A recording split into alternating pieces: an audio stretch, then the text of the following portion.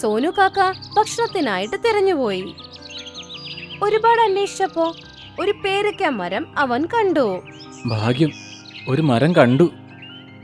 പേരയ്ക്ക മരത്തിൽ നിന്നും പേരയ്ക്ക കഴിച്ചു.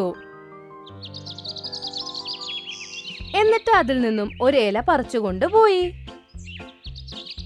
അവൻ തിരിച്ചു വീട്ടിലേക്ക് പോകുന്ന സമയം എല്ലാ പക്ഷികളും അവനെ ഒരുമാതിരി നോക്കുകയായിരുന്നു. ഈ സോനു പക്ഷിക്ക് എന്താ വട്ടായോ? കഴിക്കാനായിട്ട് ഇലയൊക്കെ കൊണ്ടുപോകുന്നു.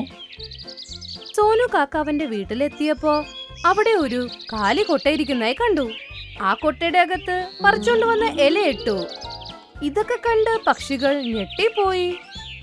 സോനു കാക്ക എന്നത്തെയും പോലെ തന്നെ ഇല പോയി പറിച്ചോണ്ട് വന്ന് ആ കൊട്ടയിൽ ഇടുമായിരുന്നു. സഹോദരങ്ങളെ, മഴ വളരെ ശക്തമാണ്.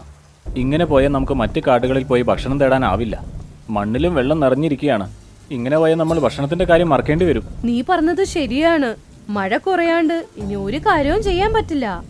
എല്ലാ പക്ഷികൾക്കും ടെൻഷനായിരുന്നു. അവര് മഴ നിൽക്കാനായി കാത്തു നിൽക്കുകയായിരുന്നു. അവിടെ മഴ കുറയുന്നില്ല. എല്ലാ പക്ഷികൾക്കും നല്ല രീതിയിൽ വിശക്കുന്നുണ്ടായിരുന്നു. സോനു കാക്കയും അങ്ങനെ അവിടെ വന്ന് ഇരിപ്പായി. പറയൂ, നിങ്ങൾ എന്തിനെ കുറിച്ച് ആലോചിച്ചാ വിഷമിക്കുന്നത്? നീ പറഞ്ഞത് ശരിയാ സോനുപ്രാവേ.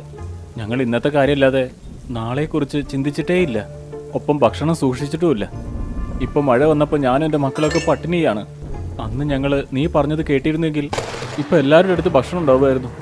നിങ്ങൾ എന്തായാലും ഇപ്പോൾ കഠിനാധ്വാനം ചെയ്യാൻ തീരുമാനിച്ചിരിക്കുകയല്ലേ? എങ്കിൽ ഞാനൊരു കാര്യം കാണിക്കാം. ഞാൻ എന്തിനാണ് എന്നും ഇലകളൊക്കെ കൊട്ടയിലിട്ടത് എന്നത്.